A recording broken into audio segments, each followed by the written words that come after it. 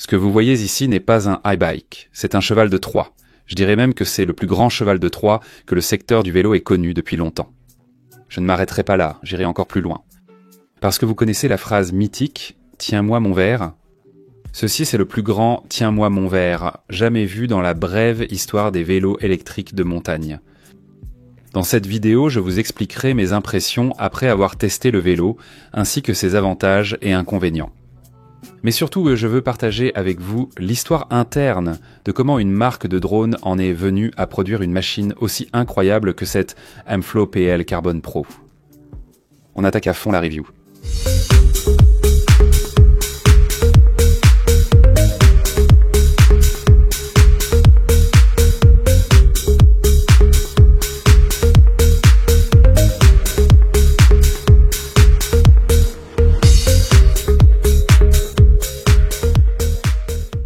DJI, la société mère derrière cette bête, est un fabricant de drones très réputé depuis plus de 10 ans. Qu'est-ce qu'il faut pour fabriquer un bon drone? Des moteurs aussi petits que possible, capables de générer beaucoup de puissance, des batteries aussi légères que possible et un très bon logiciel. Coïncidence donc ça, c'est exactement ce dont on a besoin pour un bon vélo électrique. DJI a vite réalisé que le marché des vélos électriques pouvait être très lucratif pour eux. Ils n'avaient qu'à réadapter une technologie existante. Que se passe-t-il? Le secteur du vélo est très endogamique et au début, il n'accueille pas très bien tous ceux qui viennent de l'extérieur, d'autres secteurs. Donc, on peut imaginer une situation fictive dans laquelle Monsieur DJI arrivait avec tout son système électrique, moteur, batterie, logiciel, écran, etc.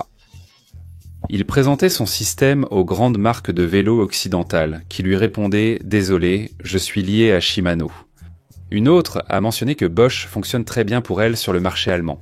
Parlant ou une autre peut-être lui répondait « Écoute ta marque, personne ne la connaît, qu'est-ce que tu veux que ça me fasse ?» Alors face à cette situation, Monsieur DJ s'est dit « Et pourquoi je ne monterais pas ma propre entreprise de vélo ?» Il s'est rappelé que son cousin, 2 usines plus loin, fabriquait des cadres de vélo en carbone. Il l'a appelé « Eh cousin, tu es toujours dans les vélos ?»« Oui, eh bien tu vas m'aider. » Et c'est ainsi qu'est né Abinox Youngflow.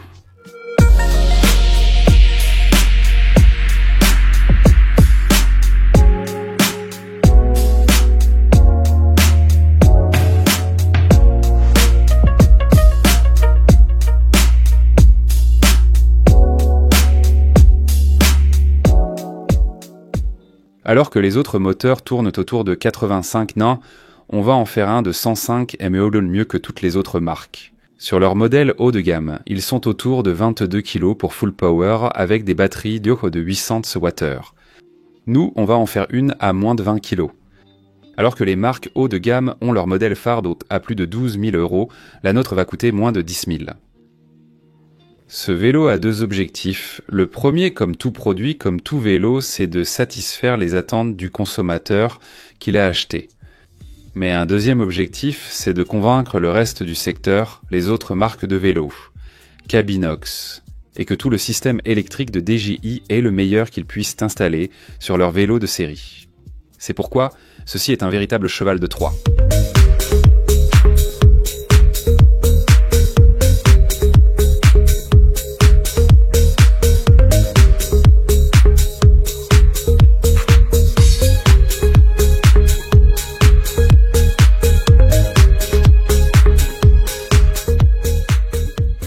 Passons maintenant à la partie plus technique en décrivant chacun des points du cadre et les composants qui viennent avec le vélo. Nous sommes clairement face à une bête d'enduro électrique avec des suspensions de 160 mm à l'avant et 150 mm à l'arrière, tout en Kashima de la plus haute gamme de Fox avec l'imposante 36 à l'avant.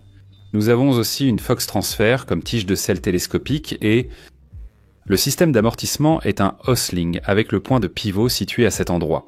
En bas, bien sûr, une biellette surdimensionnée et une rallonge d'amortisseur. Tout est déjà préparé avec un système UHD pour pouvoir installer le nouveau T-Type. Dans ce cas, c'est le X0, spécifique pour les vélos électriques. Concernant les roues, l'équipe d'Ampflow s'est lancée, fabriquant non seulement le cadre, mais aussi de nombreux composants propres. Nous avons donc des jantes en carbone de 30 mm de largeur interne avec des rayons sapin qui sont complètement droits. Cela donne une sensation de grande réactivité, même pour un vélo électrique. Et les moyeux sont également faits maison, faites attention à ce détail, car la denture du moyeu arrière est vraiment impressionnante. Nous avons des pneus Maxxis, 2,4 à l'arrière et 2,5 à l'avant. Et à partir de là, il est très important de mentionner le sujet des freins. Parce que en vérité, des Magura MT 7.4 pistons à l'avant et à l'arrière de série, eh bien c'est quelque chose qu'on ne voit pas tous les jours, avec des disques de 203 mm, aussi bien à l'avant qu'à l'arrière. À partir de là, je peux déjà vous mentionner quelque chose de très important et intéressant. Les manivelles font 155 mm de longueur. Et une potence en commande numérique par ordinateur de la propre marque. Chez Flow aussi, qui est combiné avec un guidon à double hauteur. Celui-ci est déjà travaillé en carbone. Tout ce que vous voyez ici pour un prix de 9 999 €. Il existe également une version d'un niveau inférieur qui coûte 6 500 €.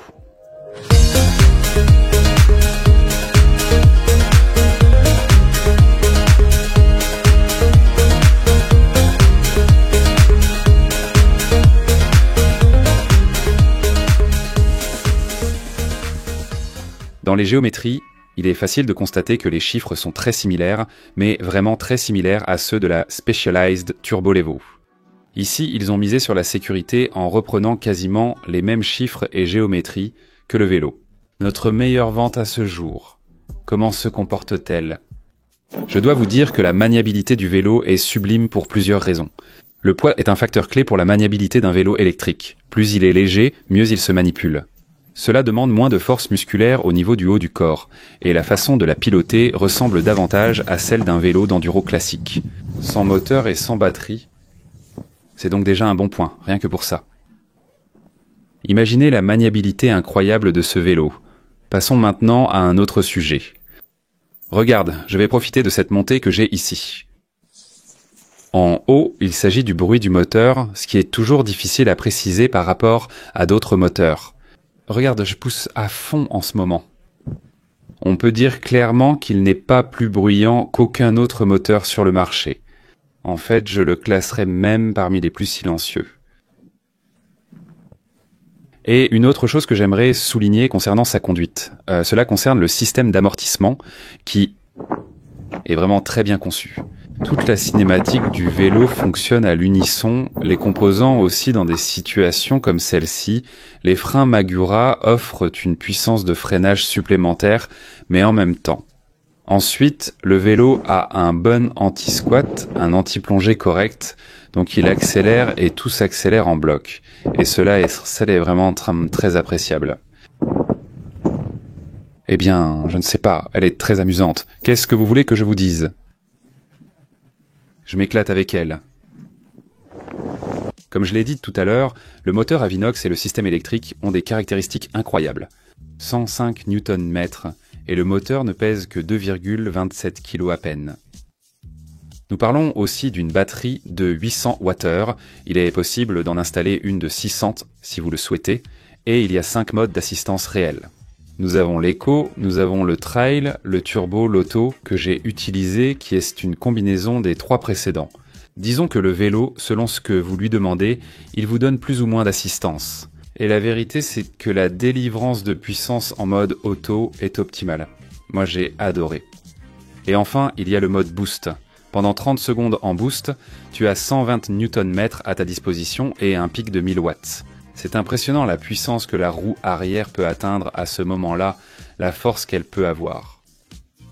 Bien sûr, il y a le mode marche pour pousser le vélo quand tu es descendu. Et une caractéristique que j'ai trouvée assez pertinente, intéressante, c'est de pouvoir recharger complètement le vélo en à peine 2 heures. En ce qui concerne les modes d'assistance, je vais être complètement honnête avec vous, celui que j'utilise le plus, pratiquement exclusivement, c'est l'auto, parce que ça rend le vélo plus amusant. Ça m'enlève l'obligation de changer le mode d'assistance en fonction du terrain, s'il y a plus ou moins de pente. D'un autre côté, l'algorithme qui le contrôle délivre la puissance du vélo d'une très bonne manière, pour que les roues ne patinent pas dans les montées, etc. Donc, moi la voiture me plaît beaucoup. Et d'autre part, le sujet de la durée de la batterie. C'est subjectif et dépend de nombreux facteurs comme le type de terrain, ta condition physique et ton poids. Mais bon, disons que moi, avec une condition physique assez bonne, avec 70 kilos, déjà avec le casque, les chaussures, avec tout. Et en mode auto, qui est un mode qui, au final, tire le meilleur des 3 autres. Je fais facilement 3 heures de durée, 2200 mètres de dénivelé positif, terrain exigeant, beaucoup de pentes. Facilement. C'est une batterie qui, même si c'est vrai 800 Wh, disons que la sensation est que ce moteur a une consommation un peu élevée. Et donc ces 800, je ne sais pas, moi je les mettrais très similaires à ce que peut offrir les 700, je crois que c'est 700 que porte une Turbo Lego, quelque chose comme ça, mais en vérité je trouve que c'est un peu juste. C'est une machine qui va te permettre de faire de longues accélérations. Je ne l'ai pas essayé, mais je suis convaincu qu'en mode éco, ça passe tranquillement. Très tranquillement. Tel qu'il est d'origine, sur les 4 heures d'utilisation, moi, je suis en train de bien chauffer ici. Et qu'en est-il de l'écran tactile de 2 pouces que nous avons ici? La vérité, c'est que c'est une merveille, parce que peu importe le niveau de lumière autour, il a toujours une luminosité optimale pour voir toutes les données. Comme je vous l'ai dit, il est tactile et franchement, il fonctionne très bien, aussi bien à main nue qu'avec des gants. Mais personnellement, je me réjouis qu'il existe toujours l'option de pouvoir changer les écrans avec cette commande située à droite du guidon. La quantité de données que t'affiche l'écran est impressionnante. En plus, elle est modifiable. Parce que je dois vous dire que tout ce qui concerne la connexion avec l'application sur le téléphone portable est aussi incroyable. Toutes ces données peuvent être intégrées et synchronisées sur votre téléphone portable. Il y a même une petite zone, disons, de santé où le vélo fait un peu office de coach. Et l'application, le service qu'elle peut te fournir jusqu'à certaines limites. Une de ces montres intelligentes qui t'indique ton état de forme et tout ça. Mais surtout, je mettrais en avant, d'une part, la possibilité de personnaliser à ton goût les modes d'assistance dans l'application et d'autre part, l'aspect de sécurité, où tu peux verrouiller le vélo, mettre un code pour que toi seul puisses la démarrer, et la possibilité que le vélo, dans le cas où il a été volé ou déplacé de l'endroit où tu l'as laissé, t'envoie une notification sur ton téléphone en te disant « Hey, alerte !» Ton vélo change d'emplacement et il t'affiche une carte avec la localisation de ton vélo. C'est incroyable. Il m'est également arrivé quelque chose de très intéressant à plusieurs reprises durant les tests. Savez-vous que laisser les batteries sont complètement chargées continue à 100% et ne pas utiliser le vélo est contre-productif pour la durée de vie de la batterie elle-même? Donc le vélo dispose d'un système d'auto-assistance où, si elle détecte que la batterie est complètement chargée et que vous ne l'utilisez pas, elle se décharge progressivement pour essayer de ne pas endommager les cellules. Il m'est déjà arrivé de la charger complètement et de ne pas l'utiliser pendant 3 jours. Au lieu d'être à 100%, elle était déjà à 97, puis à 96%. Parce que le vélo lui-même fait ça, il la décharge pour que la durée de vie de la batterie ne soit pas affectée. Je vais tenter l'ascension en turbo et à un certain point, j'activerai le boost. Et ensuite essayer, parce que le potentiel de ces 2 modes, déjà comme ils viennent de série, est incroyable. Et c'est vrai que le vélo a tendance à lever de l'avant. Il faut vraiment bien placer son corps.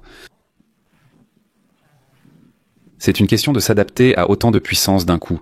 Et aussi, je dois dire que la roue arrière, à un certain moment, je ne ressens pas vraiment l'arrière. Avec suffisamment de rigidité pour supporter toute la force que libère le moyeu d'un coup. Enfin, voyons, allons-y. Boost, en fait, ce qui me coûte le plus avec le boost, c'est de trouver une montée qui en est suffisamment. Une pente pour ne pas dépasser les 25 km/h et que ça coupe. Vous comprenez? Non?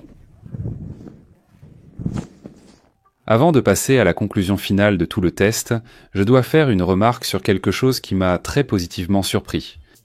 De ce vélo.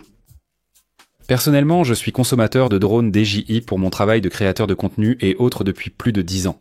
Et je n'avais aucun doute que tout ce qui concerne le moteur, la batterie, le logiciel, les écrans et tout le reste, là ils allaient être excellents, cependant, pour tout ce qui concerne la structure du vélo en lui-même. Pour être honnête, mes attentes étaient en très basses, car cette entreprise n'avait jamais créé ce type de produit auparavant. Et c'est là que j'ai eu une grande surprise, parce qu'en fait, dès que je l'ai sorti de la boîte, j'ai commencé à remarquer des détails de qualité, des détails qui montrent que l'équipe de développement derrière ce vélo est une équipe qui non seulement a beaucoup d'expérience dans le monde du vélo, mais qui a probablement aussi beaucoup d'expérience dans le monde des e-bikes d'enduro. Et pour preuve, je vais donner 3 exemples que j'ai pu trouver. Pour commencer, la qualité avec laquelle s'est fabriqué le couvercle de l'ancrage du chargeur sur le cadre. Chose que d'autres marques, même sur leurs modèles haut de gamme, ratent parfois. D'un autre côté, nous avons aussi vu, avec le mécanicien, avec Stéphane, tout le passage du câblage à travers le tube diagonal, la partie interne. Il y a une sorte de guide qui sépare les câbles de la batterie et du cadre lui-même, et ces guides sont fixés au cadre avec les mêmes attaches que le porte-bidon. Donc, cela montre qu'il y a eu là un peu de casse-tête pour essayer de réduire les grammes au maximum et de simplifier toute la structure. Et pour moi, c'est le point le plus distinctif et celui qui m'a le plus plu. Cela concerne cet ancrage trunnion ici sur la barre supérieure, l'ancrage trunnion. Ce n'est rien d'autre que cette façon de fixer l'amortisseur par le côté au lieu de par une extrémité, comme c'est habituel sur les vélos qui ont l'amortisseur sur la barre supérieure. Le trunnion est un type d'ancrage que l'on voit souvent sur les amortisseurs verticaux, car comme je vous le dis, ce n'est pas du tout typique dans ce type de position horizontale de l'amortisseur. J'ignore les raisons techniques qui ont poussé les ingénieurs à utiliser ce type d'ancrage dans cette position. Que tu l'apprécies ou non, force est de constater que cela confère déjà au vélo une personnalité unique. Pour être la première unité, le premier modèle qui sort de cette marque. Et ça, eh bien, la vérité, c'est que c'est quelque chose que je devais dire et que je voulais reconnaître.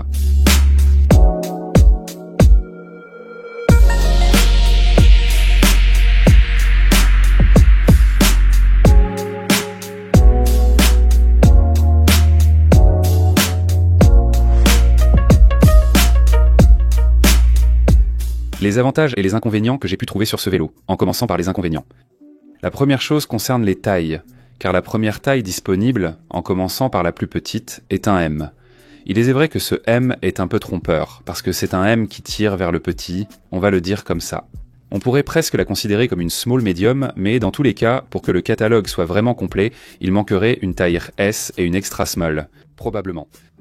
Ensuite, la question de la rigidité à l'arrière, au moment où le moteur délivre toute sa puissance. Là, j'ai peut-être remarqué un manque de rigidité, une rigidité pas optimale, disons-le comme ça. Je n'ai pas été capable de détecter si cela vient de la roue, ou si c'est quelque chose qui a à voir avec le triangle arrière. Ou alors est-ce simplement que ces 120 Nm avec ces 1000 watts de puissance de pointe, c'est énorme ? Mais c'est vrai qu'à un certain moment, j'ai senti qu'il y avait quelque chose qui n'allait pas ici derrière, peut-être en passant la mulée. C'est quelque chose qui peut être minimisé, je ne sais pas, car je ne l'ai pas essayé, mais c'est présent. Et enfin, un détail qui concerne la façon dont cette unité de test est arrivée. Et je sais aussi que cela est arrivé à d'autres personnes avec des vélos qui sont arrivés dans cette première livraison. En fait, le câble, la gaine de la tige de selle télescopique était coincée à l'intérieur du cadre, ce qui faisait que la tige de selle télescopique ne fonctionnait pas correctement. C'est idiot, parce que évidemment, si vous achetez le vélo dans un magasin, votre vendeur va régler ce problème avant de vous le remettre. Et à l'avenir, évidemment, un flot aura ce retour d'informations, et ce sont des choses qui ne se produiront plus. Mais c'est quelque chose que je voulais que vous sachiez. C'est que, au moins, mon mécanicien a dû démonter le moteur pour, régler ce problème en 5 minutes. Si on parle des avantages, évidemment, la première chose que je mentionnerai serait toute la performance, toute l'efficacité du système électrique, qui est incroyable, vraiment, tout est excellent. Moteur, batterie, écran, commande, tout est incroyable. Le peu de bruit que fait le moteur peut être la seule chose qui n'est pas excellente, qui reste à un niveau assez moyen, c'est la question de la consommation. Mais je ne le verrai pas du tout comme un désavantage. Bien sûr, tout ce qui concerne la qualité des finitions, pour moi c'est d'une qualité exceptionnelle. Ce vélo, pratiquement de marque haut de gamme ou même de marque premium, je dirais est bien sûr le poids qui est lié à la maniabilité. Pour moi, ce sont des aspects très positifs pour retrouver des sensations aussi proches que possible d'un vélo traditionnel. Et pas tellement à une espèce de monstre de 25 kg qui descend la montagne comme un frigo. Et bien sûr, il faut souligner le rapport qualité-prix des composants avec lesquels le vélo est équipé. À qui est-ce que je recommande l'achat d'une Amflow? Eh bien, en réalité, contrairement à d'autres modèles qui ont des niches très spécifiques, ce vélo conviendra pratiquement à tout client potentiel qui recherche un vélo électrique d'enduro. Il est vrai que ceux d'entre vous ayant plus d'expérience avec différents moteurs et systèmes électriques ayant accumulé 3 ou 4 modèles distincts. Vous pourrez vraiment apprécier ce que DJI essaie de nous apporter avec tout cet écosystème. Mais bon, cela dit, maintenant il est temps de savoir quelle note vous lui donnez dans la section des commentaires. S'il vous plaît, de 1 à 10, quelle note donnez-vous à cette bête?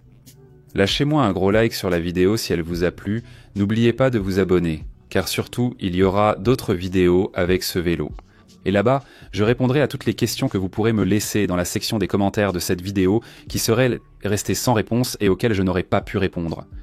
Soyez heureux, à bientôt. Ciao ciao.